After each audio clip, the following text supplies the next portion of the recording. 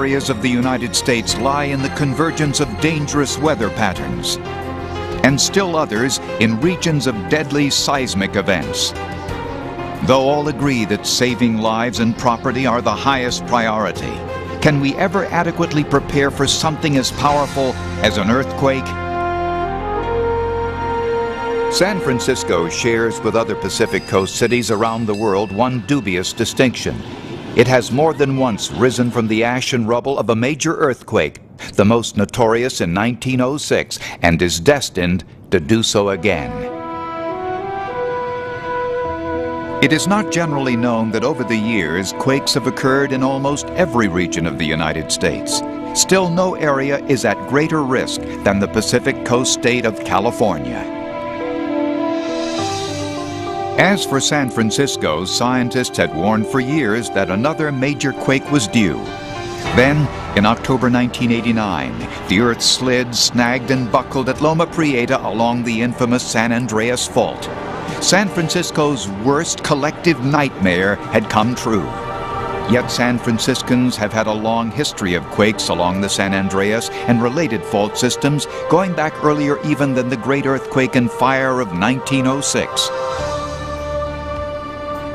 From 1850 to 1900 alone, history documents that over 400 tremors hit the Bay Area.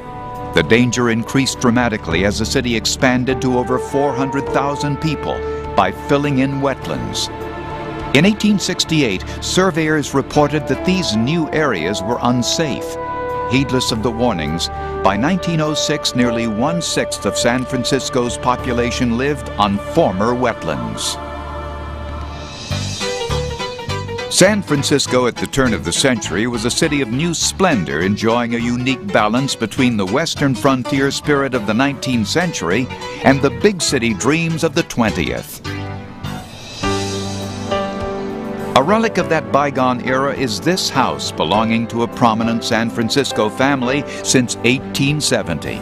Built by businessman John Frederick Ortman, today it is home to Ortman's grandson, Dr. Albert Shumate. San Francisco, at the time of the disaster of '06, was the queen city of the Pacific Coast, not only in financial activities, but in drama or any other of the arts. We were the main city, and one of the main occupations of the city was the waterfront. It had been the major city on the Pacific Coast as far as the shipping from the various parts of the world. So the main city was San Francisco, and had been, and had no feeling except that we'd always continue to be such. That, of course, changed with the disaster of '06 and came to change very abruptly. At 5:12:05 in the morning, Wednesday, April 18, 1906, the clock on the ferry terminal at the foot of Market Street stopped its forward motion. For 75 agonizing seconds, the great city shook. For 3 solid days afterward, she would burn. The heat was so intense that all traces of physical evidence in its path were utterly obliterated. Gas mains, buildings, fire trucks, streetcars, people. Anything that could help investigators later to understand exactly what happened there was gone, masking for future generations the true story behind the disaster. Richard Hansen, curator at the Museum of the City of San Francisco, maintains that the true scope of the disaster was deliberately downplayed after 1906 by government and business leaders. 1906 has many problems as far as scale and magnitude of the disaster, in my opinion, because we've uncovered so many cover-ups. The amount of damage that everybody's reporting to, they try to limit to only the Bay Area. We've been able to verify damage to within a few miles of LA, all the way up to the Oregon border, which is considerably larger area damage than in any of the early government reports. What was written were the first-person accounts of some of the citizens, such as this one by Fred J. Hewitt, reporter for the San Francisco Examiner. To me, it seemed like an eternity. I was thrown on my back and the pavement pulsated like a living thing. Around me, the huge buildings wobbled and veered. Crash followed crash, resounding on all sides. Screeches rent the air as terrified humanity streamed out into the open in agony of despair. Frightened horses dashed headlong into ruins as they raced away in their abject fear. The forces that could cause such destruction are on a scale that defies the imagination. To monitor these forces and quakes as they happen in Northern California, the University of California at Berkeley employs an integrated system of 12 field stations linked to computers on campus. Professor Robert Urhammer explains the activity beneath the Earth's surface. The elastic rebound theory was formulated by H.F. Reed after looking at the effects of the 1906 earthquake and walking along the San Andreas Fault system and seeing how the fault was offset. The San Andreas Fault is merely the most well-known. The entire state is riddled with these giant cracks in the Earth's plating, strangely shaping the landscape, such as these hills to the north at Tamales Bay. Thrust faults, like the one thought to lie below Los Angeles, occur when one plate, sliding on a sea of molten rock, pushes by another on a diagonal. Strike-slip faults, like the San Andreas, glide along each other laterally. Basically what's going on is that you have two tectonic plates, the Pacific plate to the southwest and the North American plate to the northeast. The San Andreas is the major plate boundary between the two plates. The Pacific plate is moving northwest relative to the North American plate at 2 inches a year. So this 2 inches a year is like distorting a big rubber sheet. Eventually you'll get so much strain energy accumulated that the crust can no longer sustain it. The fault will then rupture. When it ruptures, the two halves of the fault will fling back elastically to release this strain energy. That fling creates a strong ground shaking, which is the earthquake. How big the earthquake is depends on how big of a patch of the fault breaks. If the patch of the fault breaks is, say, a quarter-mile square, you have maybe a magnitude 4 earthquake. If, say, 250 square miles of fault breaks, like in Loma Prieta in 1989, then you have a magnitude 7. If it's a couple thousand square miles of fault that ruptures and flings back elastically, you have a magnitude 8 earthquake. In the 1906 magnitude 8.2 quake, areas of the city built on former wetlands turned to trembling mud. Downtown and south of Market Street, brick buildings collapsed, trolley tracks zigzagged, and wooden structures began to burn. From the hundreds of gas lanterns and candles fallen to the floor and the wrecked gas mains in the streets, fires had started all over the city. The fire department's strength lay in its manpower, some 700 strong. Yet with a ruptured water supply and simultaneous calamities befalling the department, the task was nothing short of impossible. Thousands caught in collapsed buildings, destruction of firehouses and equipment, horses that had bolted from the fire stations, and finally a telephone and alarm system in a frayed tangle of wire. Those in the area heard the cries for help from the rooming house district, where transients and day workers resided in wooden frame hotels over what had once been known as Pioches Lake. The lake had more accurately been a depression caused by the Great Hayward earthquake of 1868, and which had later been filled in order to build cheap housing. The flimsy wooden structures, representing about 1,000 rooms in total, fell in a domino-like fashion when the quake hit, collapsing on their sleeping inhabitants. The damage south of Market is very interesting because we've always been told that more people are going to die in brick buildings than in wood. That did not hold up. When we did the counts, more people died in wood frame than in brick. We have a couple of blocks that are just wood frame only. There's not a brick in the whole lot, except maybe a fireplace. And nobody got out. And we have a couple of blocks that it's just like they ceased to exist. A particularly horrible fate attended those staying at the wooden-framed Valencia Hotel, which sank 3 stories into the former site of a stagnant swamp before collapsing upon itself. A main water conduit also sank into the mud, rupturing and flooding the entire area. Those that weren't crushed were drowned within the hotel as they struggled to free themselves from the tangled debris. The charismatic mayor of San Francisco, Eugene Schmitz, was a man more suited to the ballroom and backroom diplomacy of the city's heyday than to managing a disaster from a roving barrack-style city hall. But that's exactly what he had to do in the days and months that followed.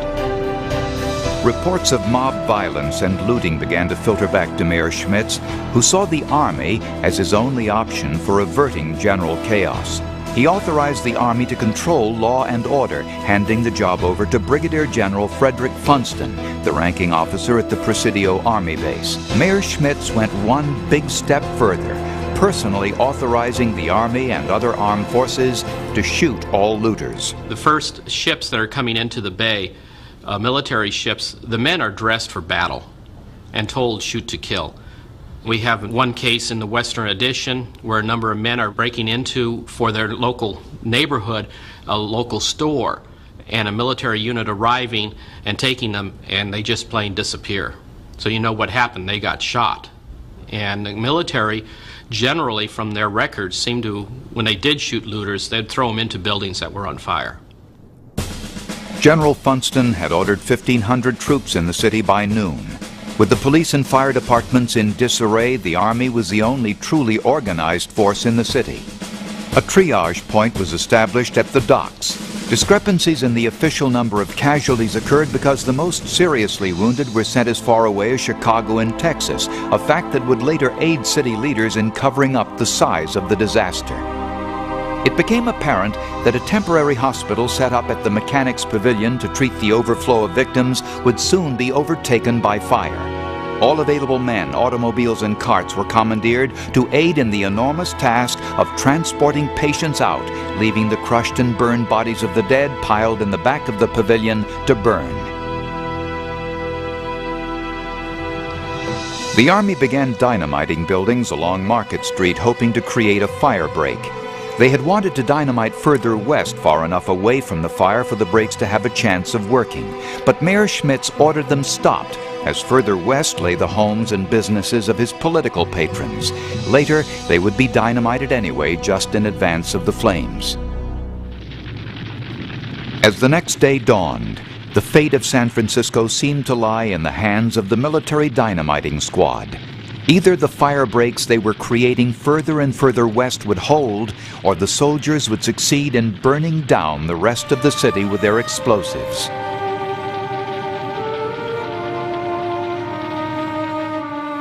There was the additional peril of homeowners deliberately setting fire to their homes so as to collect later on fire insurance. A few such homeowners caught in the act were shot. Still in a state of shock, people began to flee the city by all available means. In just 96 hours, an estimated 225,000 refugees would get out of the city, the greatest peacetime evacuation in U.S. history. The exodus would continue for months to come. The people seemed to be in shock and just watching. There seemed to be no panic. But my father, mother, and I had an older brother. We left, and my father drove the horses, and mother sitting in front carrying me, and my brother, I don't know where he was. And we had an African American that worked in the stable, and he sat in the back of the wagon and led a cow. We left and went over to by boat to Belvedere. My mother was always amused later on in life, remembering some of the things she took. One was my father's silk hat, and another was her wedding gown, neither of which I think would have been very practical, but what one might take in the spur of the moment. Finally, winds shifted in the city's favor and blew the fire back to the areas which it had already ravaged. On the morning of the fourth day, the great San Francisco fire was finally hemmed in by a contingent of bleary-eyed but determined firefighters, where it ran out of fuel, sputtered a black cloud of smoke, and died. In the days that followed, it was very easy to lose one's way in the ruins of what had been the great city by the Golden Gate. Stripped of most of its familiar landmarks, it was now the burned-out shell of a city. Only a few large structures escaped both the devastation by earthquake and fire. All around lay ash and rubble. The fire had consumed 4 square miles of the city, including the downtown and business districts. tent cities were erected in the city parks and vacant lots.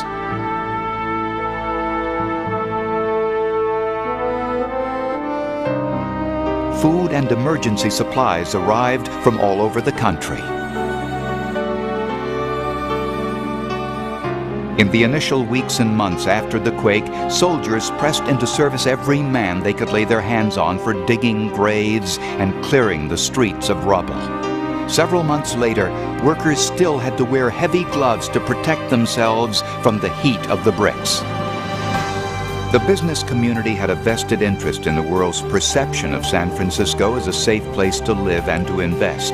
Incredibly, they managed to silence a large part of the 1906 earthquake, shifting the focus instead to the Great Fire of '06. Fires could happen anywhere, they explained, and thus San Franciscans had no more to fear than anyone else.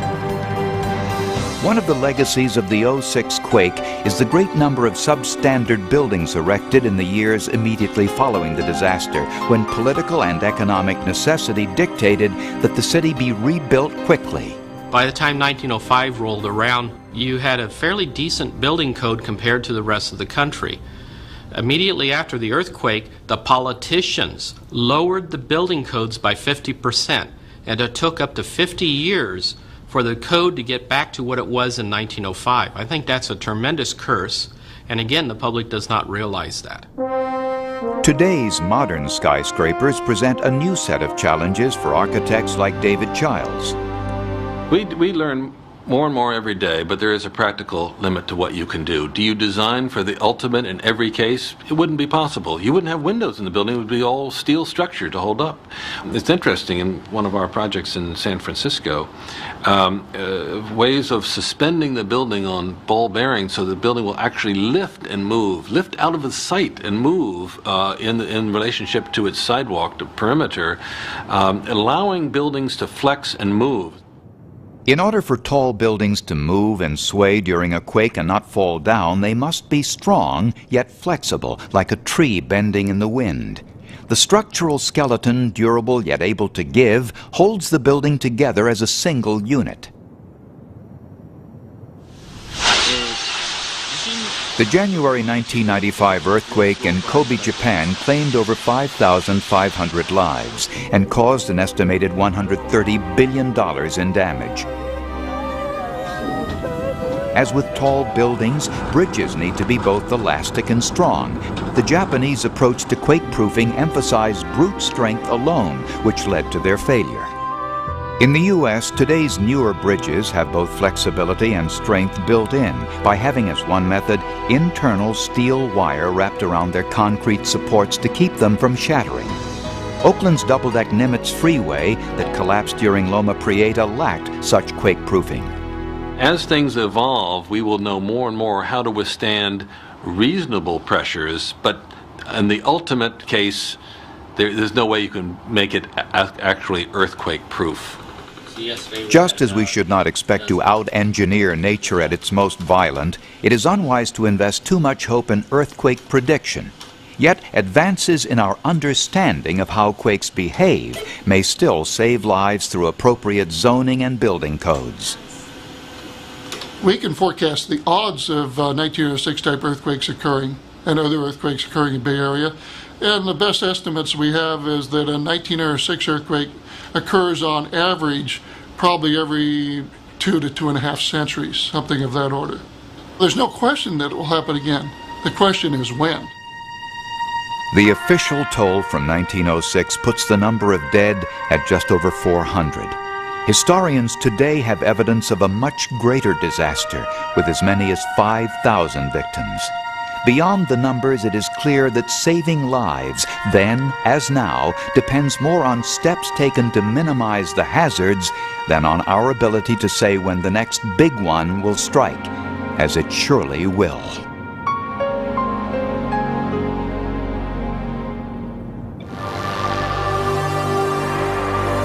From space, the spiral arms of a hurricane have the natural beauty of a rare gem, the swirling octopod structure of a far distant galaxy. Yet hurricanes often reveal another, more sinister side, making it necessary to track their every move.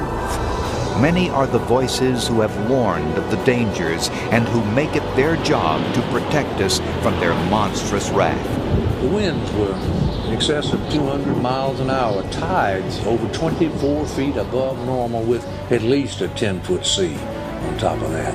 The church bells rang wildly in the raging winds until they tumbled from their towers and were churned into the raging sea.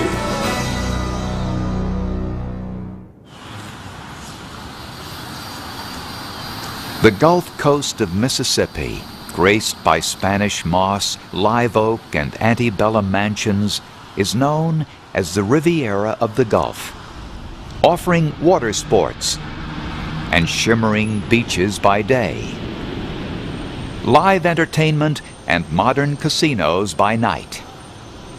Also indigenous to this area is the taste of shrimp, its shrimping fleet being one of the largest in the world. All this bounty comes at a price, though, which is eked out each year during hurricane season. Yet no storm can top Killer Camille of August 1969, the most powerful storm to hit anywhere ever in the United States.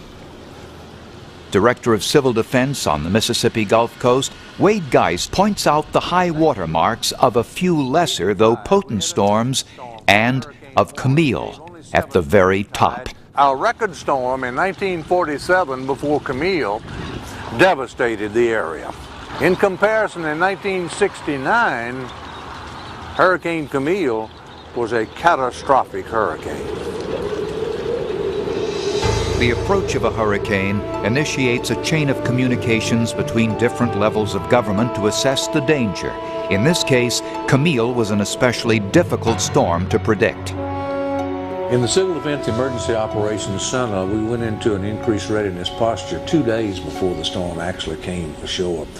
And this is what every community on the seacoast does, those that take their business seriously. Anytime a storm gets into the Gulf of Mexico, somebody's going to be hit.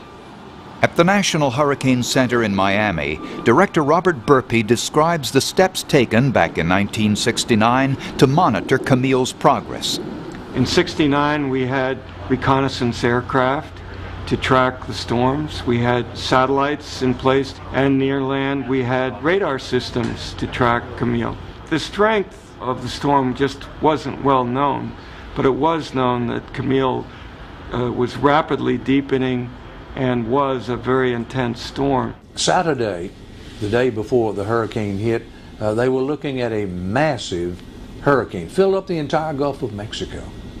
Sunday morning, it had shrunk up into a tiny little thing, and there were two trains of thought. One train of thought was, look, it's lessening in strength. And the other thought was, no, she's winding up. Hurricanes are one of the most ferocious and unpredictable of Earth's storms because the elements that create them are themselves so large and erratic. Hurricanes begin in the tropics with a low-pressure system, in which the central core is warmer than the surrounding atmosphere. This warmer air, laden with moisture, rises and condenses, heating up air masses at higher levels, which in turn rise still further. Strong winds rush in to fill the void left by the masses of warm rising air. The strong winds bring with them bands of instability, which are actually strings of thunderstorms spiraling about the newly formed hurricane's eye. The computer guidance models at the time of Camille tended to take the storm more to the northeast rather than to the north-northwest, which was its actual track. That Sunday morning, we had been monitoring the storm all through the night, and received our information that, hey, at 5 o'clock that morning that the storm indeed is going to hit head-on into Harrison County, Mississippi. In 1969, by issuing a warning to the Mississippi Gulf Coast, Dr. Robert H. Simpson, then director of the National Hurricane Center, correctly chose to follow his instincts and ignored the computer models. By this time, Air Force reconnaissance jets were recording winds of 220 miles per hour at the storm center. Deadly hurricanes have been documented along the coast from the first Spanish conquistadors to the present, the area being a natural point of landfall for storms in the Gulf of Mexico. An early measure to protect the coast was taken back in 1927 when the Army Corps of Engineers built this seawall.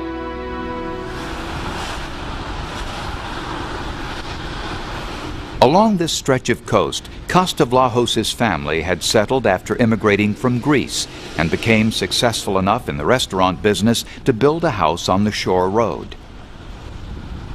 Vlahos's family rebuilt their home a little further back after Camille. At the foot of the gray sidewalk is where you made the first step into the house. We've pushed the house back a little bit more now.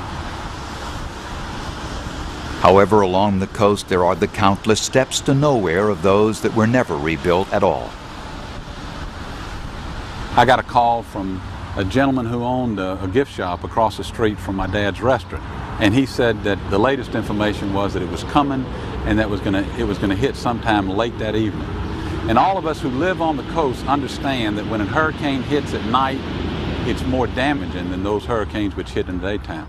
Well, we had the players in place, and we put the loudspeaking systems out into the field, and law enforcement and public works and fire service and everybody we could knocking on doors, moving people. It was a fairly orderly evacuation because we were expecting a 15-foot tide then, 150-mile-an-hour wind, which is a very serious storm.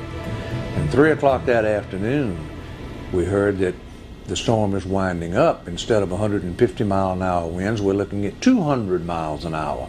We needed to leave from this area. And, you know, we had told our parents that we ought to leave, and their big mental block, was that the 47 hurricane had not destroyed this house, and nothing could be worse than the 47 hurricane. We had been through hurricanes before. Recently, the storm of Hurricane Betsy in '65, where we had 3 feet of water. So I guess you felt we were veterans of hurricanes. We were prepared. We knew what to expect. Ironically, one's past experience with storms can be the greatest stumbling block. For this reason, Daniel Geis, who was then mayor of Biloxi, spent half the night at the local television station until it was destroyed, trying to persuade people that this hurricane was going to be worse than past ones. I was at the WLX-TV, and we worked until the station was inundated, trying to get people to leave their homes and get out of town, because we could see what a dangerous type of storm this was likely going to be. It didn't look that way at first, but it came in with strength that we'd never seen before and didn't know how to respond, really. It's now 6:30 p.m. Sunday in Biloxi, Mississippi, and the hurricane is really beginning to be felt here. Katie Kovacevic, a first-generation American from Eastern Europe and a fisherman's wife, thought she had seen everything until Camille. Long night in Biloxi. I guess we must have heard something that was coming, but we never paid no mind to it. We went through so many of them already, we didn't think it was going to be that bad.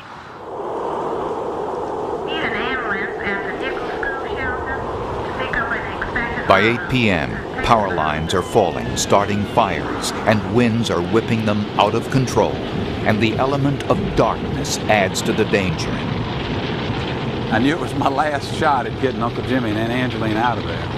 And I looked out. We had no lights, but I had a pretty good-sized beam. And the water was at the foot of her steps. It was lapping. The waves were lapping at that point in time.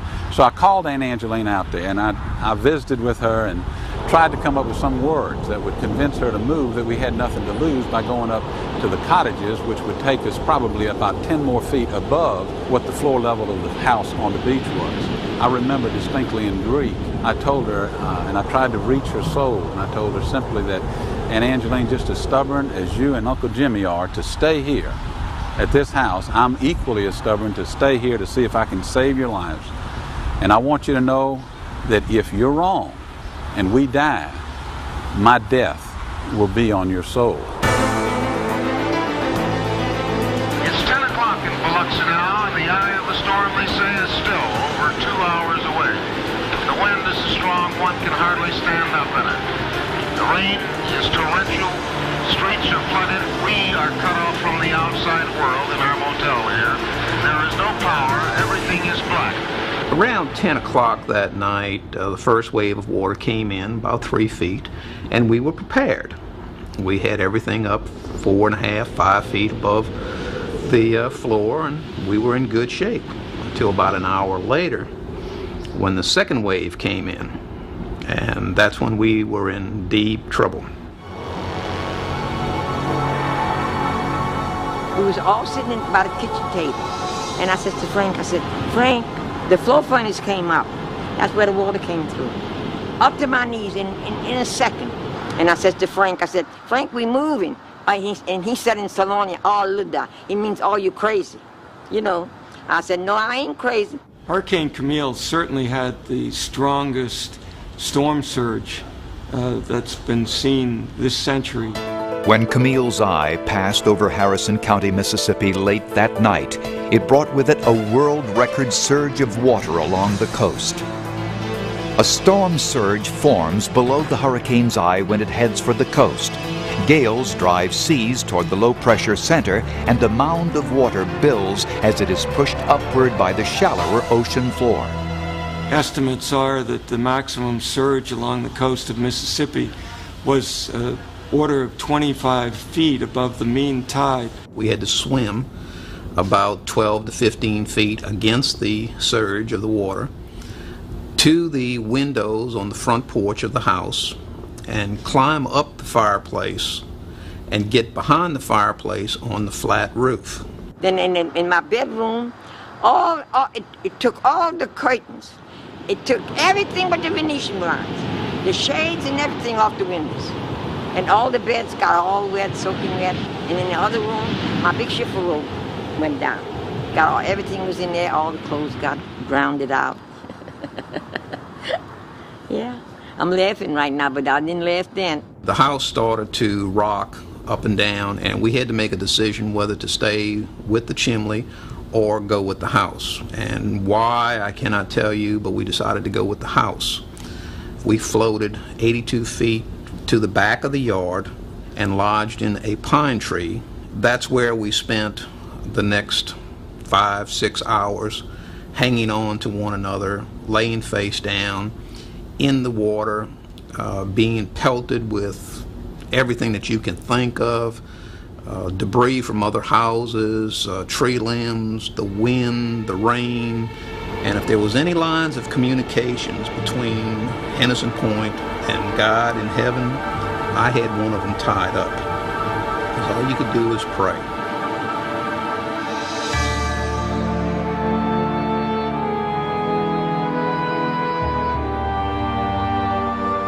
The aftermath of Hurricane Camille was almost beyond description. You would have to have seen it with your own eyes. You would have to have smelled the stench of death with your own nose. You would have to have heard the cries of despair with your own ears. That grave yonder, that mound. The next morning, after it was over with and the water went down, so did the house. And as the house went down, it scraped the pine tree. And from where the house was lodged to the ground, the Corps of Engineers was able to determine that there was 24 feet 6 inches of water at our location. If you'd have saw what I had in my yard, I had 2 speedboats in my yard, great big ones. All kind of awnings, all kind of poles. What I never had, I don't know, in my yard. We went up the overpass at Henderson Point and looked around. It was dead quiet, and it looked like the pictures that we saw in the history books of the cities over in Europe after World War II where they were bombed out. There was just destruction everywhere and nobody moving. Mixon's hometown, past Christian, was the worst hit. When the storm was over, more than 100 bodies would be found sprawled in the mud and debris, including an entire family of 13. The destruction along the coast is near total. In Biloxi, Costavlajos returns with his family to his boyhood home to see what's left. The rubble from our house and every house that was along the beach seemed to have settled in my neighbor's house to the north. We walked down here, and as we walked down here, I knew that the top half of our house was gone. That's all I could see from above the rubble. And that meant everything that Papa and Mama had brought over from Greece whatever pictures they had of their family, whatever little mementos they brought with them from Greece on the trip through Ellis Island, through New York, down to Biloxi, were destroyed as well.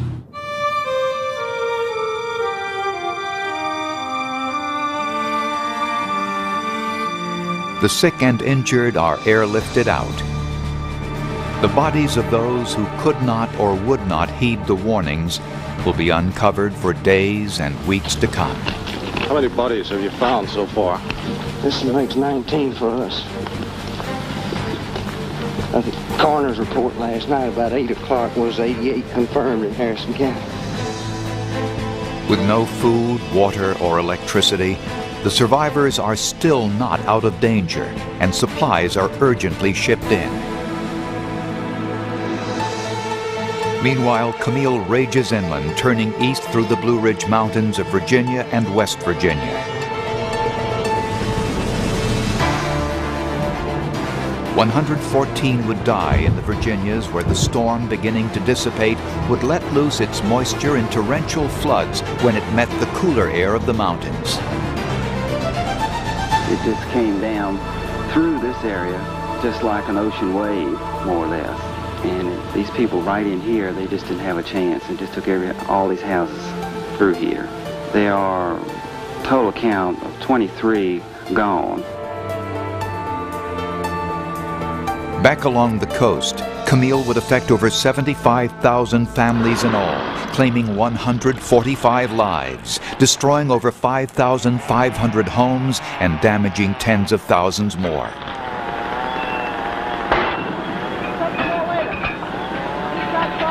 For the first few days, it was just a matter of survival.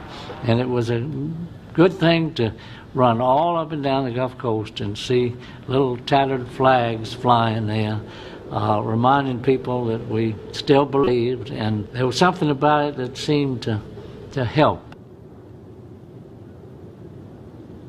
Everybody knew that Camille was an extremely intense storm. The specific wind speeds were not well known, and that led to improvements in the instrumentation on the reconnaissance aircraft. Also, I think Camille was one of several factors leading to the improvement in the capability of the radars. Yet any improvements in forecasting on the national level are meaningless without thorough coordination, and especially community cooperation with authorities on the local level. In that great storm, we did not have the authority to order and enforce evacuation. The legislature, shortly after Hurricane Camille, gave us that authority. We will not hesitate and have not hesitated to order evacuation. The only thing that I could take and tell people from my hurricane experience the night of Camille is if someone tells you to get out because a hurricane is coming, don't second guess them. Don't think that you've been through it and you can handle it and it's not going to happen to you. It's just a matter of time before it happens. So to put it bluntly, if someone tells you, civil defense people or whoever say evacuate, get the hell out. Hurricanes have long shown themselves to be cyclical in nature. Vulnerable areas such as the proud old Gulf Coast are overdue for increased activity. This, coupled with an explosion of new development in coastal areas, translates into a destruction potential such as we haven't seen, not since Killer Camille, the greatest storm of any kind that has ever affected this nation.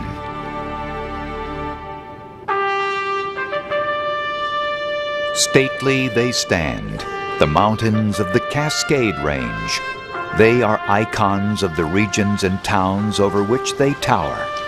As the Pacific Northwest grew into the high-tech towns of today, from a cluster of logging and fur outposts, the mountains remained unchanged. Until 1980, when Mount St. Helens calved whole blocks of its perfect cone-shaped summit in a mighty explosion.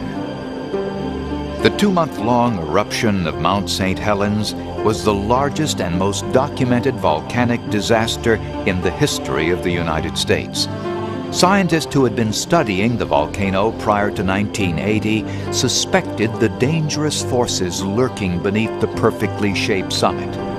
Mount St. Helens was the beautiful poster child of the Cascades, renowned for the serenity of its clear lakes, rivers, and backwoods. But on May 18, 1980, the mountain proved the scientists right. The whole summit of the volcano, which was 2,000 feet higher than the present rim of the volcano, and all the rock that filled what is now the crater of the volcano, slid from the volcano down into this valley below us. It sent a thick mass of debris northward from the volcano, crossing the Toutle River Valley and sloshing up this ridge that we're standing on, and also that flow of volcanic debris extended about 17 miles down the Toutle River Valley. As soon as that material started to slide away from the crest of the volcano, it reduced the pressure on a body of molten rock or magma that had accumulated inside the volcano, generating a gigantic explosion that sent a laterally directed cloud of rock debris across the country, spreading out in a 180-degree arc out about 17 or 18 miles from the volcano, mowing down all the trees and causing most of the deaths that occurred during that eruption.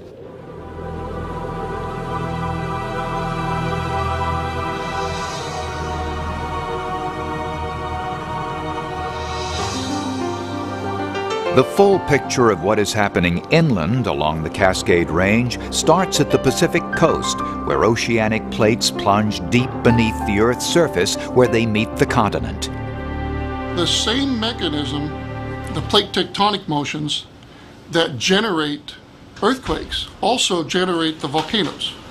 At UC Berkeley, Professor Robert Urhammer explains the Earth's mechanics underlying the volcanoes of the Cascade Range. If you look around the Pacific Rim, which is also known by another name, the Ring of Fire, if you look at each segment, like all along the island arcs in the Western Pacific, and then also along the northwestern part of North America, and you look at the Cascade volcano chains, one thing you'll find out that's common to all of these are that you'll have a subducting plate. That is, in each case, instead of having horizontal motions like occurred in 1906 along the San Andreas, where everything moves to the right when you look across it, what happens here is the plates are merging together, and the Pacific plate is subducting under North America.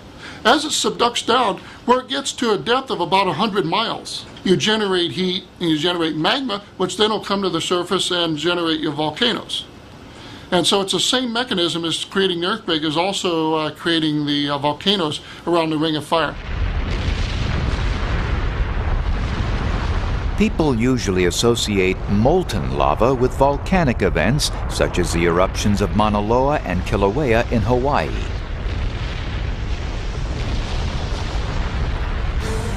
However, the blast at Mount St. Helens was characterized by a frothy kind of lava known as pumice, indicating a more powerfully explosive kind of eruption. Long before the eruption, scientists knew that the Ring of Fire, the Pacific Rim's active band of volcanoes, included Mount St. Helens. They cited evidence consisting of rock samples which established Mount St. Helens as the youngest major volcano of the Cascade Range. Young volcanoes are known to be generally more active than older ones. These findings were borne out by other factors plain to the naked eye.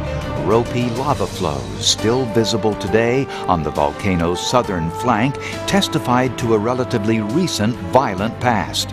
And the mountain's own symmetrical shape, too new to have been scarred by weather, glaciers, and time.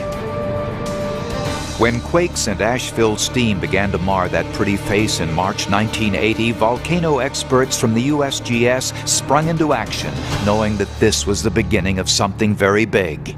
In order for a volcano to erupt new molten rock material, that rock material, or magma, has to work its way up to the surface. In order to do that, it has to break a passage through the rocks, and it cracks the rocks as it rises, and every little rock cracking event causes an earthquake, is expressed as an earthquake. And so we use seismometers to monitor the volcanoes and detect the swarms of earthquakes that we've learned are signals of an impending eruption. On May 18th at 8:32 in the morning, a final cataclysmic quake caused the entire north flank of the mountain to collapse in the largest landslide debris avalanche ever recorded in history. Huge sections slid down the mountain, traveling at speeds of 155 to 180 miles an hour. The collapse of Mount St. Helens unleashed an explosion of pent-up gases, rock and ash so great that it devastated in seconds everything in a 230 square mile sector northwest of the mountain. The blast was estimated to have been 2,500 times as powerful as the atomic bomb at Hiroshima. Meanwhile, a flow of steaming debris the consistency of cement was making its way down the drainage basins of Mount St. Helens toward the forest lands and towns to the west. The blast was followed by the beginning of 9 hours of a big pumice-producing eruption column. The column extended about up to about 65,000 feet or so in the atmosphere, and atmospheric winds quickly carried the ash of that eruption column eastward all the way to Montana. The column of ash and steam rose to an altitude of more than 12 miles. The densest part of the ash drifted northeast, blanketing the land and people downwind.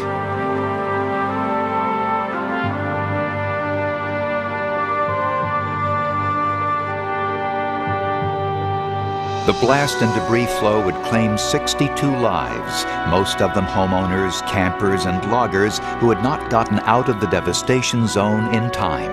I'd made up my mind I was going to make it, but the wife and my friend wanted to give up, and I couldn't turn it. Just, I don't know.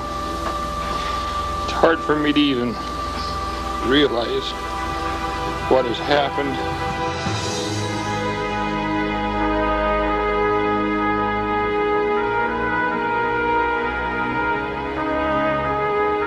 Rescuers managed to save 100 people from this hell on earth. There were some people packed in up here on Ryan Lake, and their 2 pack horses are dead, and their vehicles are there and everything, but I think they must have got them out.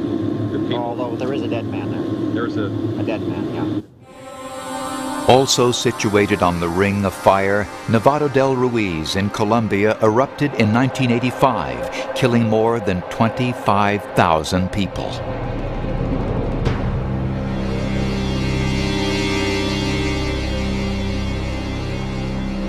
However, the massive eruption of Mount Pinatubo in the Philippines just 6 years later was far less deadly, thanks to a coordinated effort of scientists worldwide to warn of the dangers.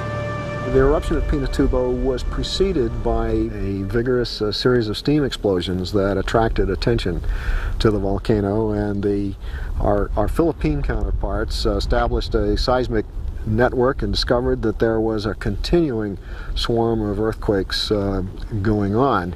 The USGS Volcano Crisis Assistance Team was asked to assist, and our ability to assess the hazards and to evaluate the progress of the volcano toward eruption were key in evacuating Clark Air Base and Philippine communities on the flanks of the volcanoes, and I'm sure saved many, many lives.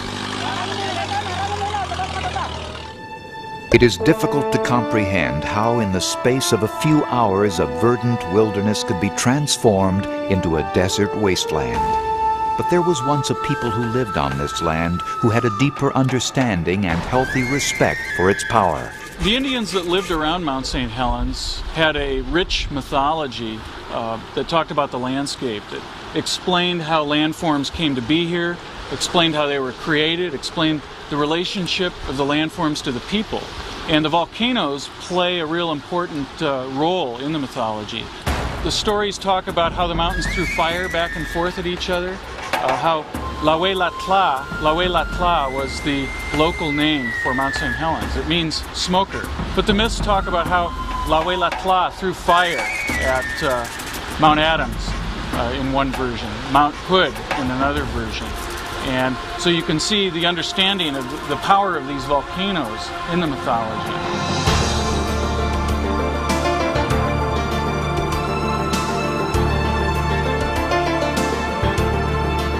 There is a consensus among scientists and disaster management planners that the real threat in the Cascades lies to the north of Mount St. Helens, with its bigger sibling, Mount Rainier.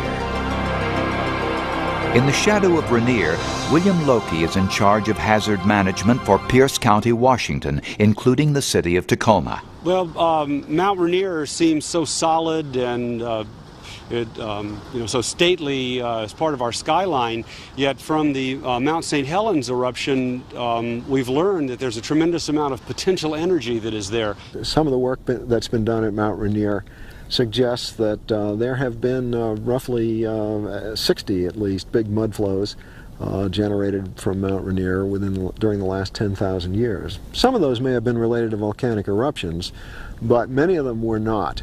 And they're just simply failures of the volcano flank as a consequence of progressive alteration of the rocks, turning them into gooey clay. This is the kind of threat that is very difficult for hazard managers because although it poses what could be a very significant threat to the population in the lowlands around the mountain, it's the kind of event that occurs on thousands of year intervals. So it's not as easy to deal with as our periodic flooding or our even less periodic earthquakes. The Mount St. Helens researchers told us had about 4.5 billion cubic feet of snow and ice on it available to turn into mud, and we're all familiar with the damage that was caused by the mud flows that came down the Toutle Valley and off Mount St. Helens. On Mount Rainier, they estimate 156 billion cubic feet of snow and ice, a tremendous amount more. As a matter of fact, above 12,000 feet on Mount Rainier is twice the snow and ice that was on Mount St. Helens. So a tremendous amount of potential energy there should the mountain, by volcanic activity, start to heat up, or even by non-volcanic events such as earthquakes or just a sector collapse of the mountain under its own weight.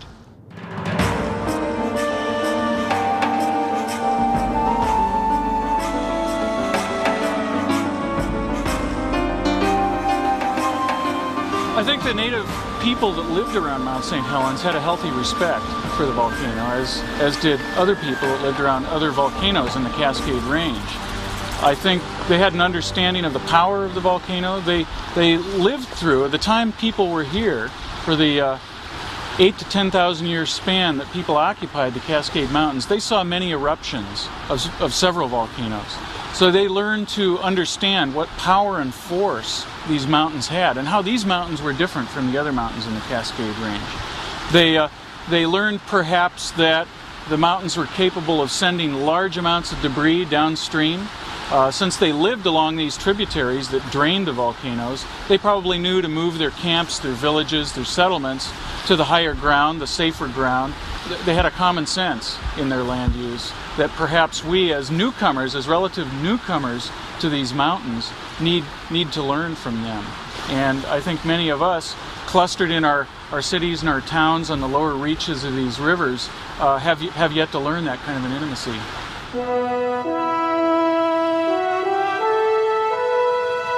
In this century, steady progress has been made in understanding the great forces of the planet. Someday, predicting huge events such as volcanic eruptions may actually be feasible, though others, such as earthquakes, probably never will. Still, the best option for saving lives and property remains getting them out of harm's way, the key being effective zoning and land use. The windfall could be the preservation of some wild habitat, which is certainly a kinder use of the natural world, a world that the native peoples have always believed should be treated with solemn respect, or else risk its powerful wrath.